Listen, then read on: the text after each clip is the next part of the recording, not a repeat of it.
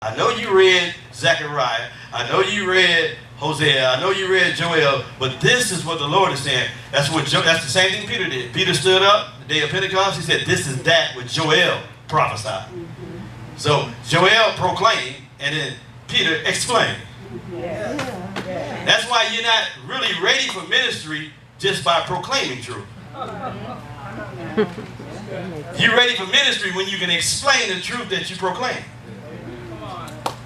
We got a lot of babies in the body of Christ that's just proclaiming stuff, but they can't explain it. In other words, they can't take scriptures and let you walk and take a journey through the Holy Writ so that you can see why it was said the way it was said.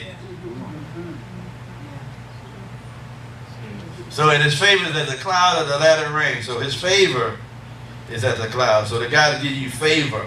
Favor for money? No, favor for his presence. Yes. It's a favor to be able to go through scriptures and hear him say, this is what I'm saying. It's a favor to have a word spoken to you privately in season. It's a favor for you to be able to sit in the service and hear it privately with God. Yes.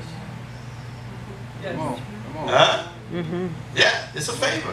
That is God's favor, to open up your ears as the tongue of the learned. To be able to have a word in season. That is favor all day. To be in sync, to follow on to know the Lord, even as he is. That's favor, y'all. It's favor. To be able to break old strongholds and patterns of thinking. For your head not to be a horse forehead, which we're going to talk about next Wednesday, so you want to be here. We're going to talk about that horse forehead. I did a whole teaching on it. So I ain't going to spend a lot of time on it, but I'm going to connect the latter rain with it because it's very important. There's a measure of deliverance that can come in teaching.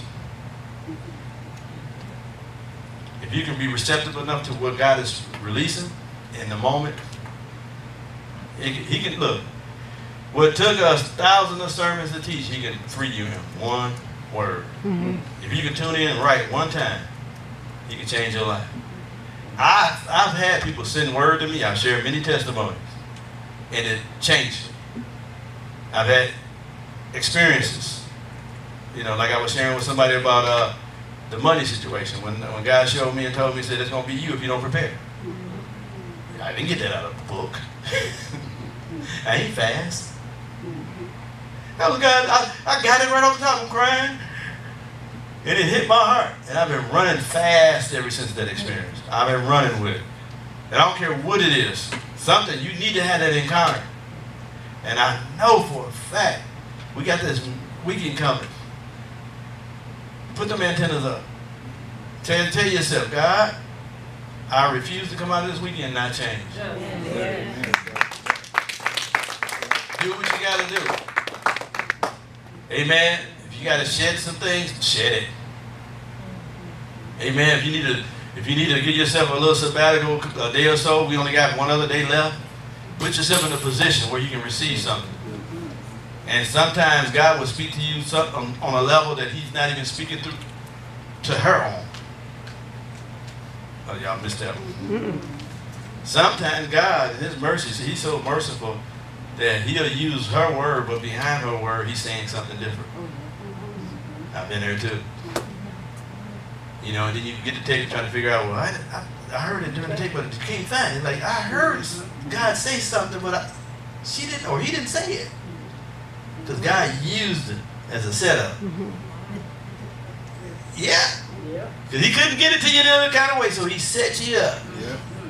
And so he gave you that two-edged sword. You thought you were hearing one thing, he was saying something else. I've been in those services. So we can't be so landlocked on just limiting God. Let's open up our spirits. Say, God, I know that she's going to be speaking, but I want to hear you. Amen. Father, we bless you and thank you tonight for this word. You're preparing us for something phenomenal that we can only believe. And I ask that you just help us with our unbelief.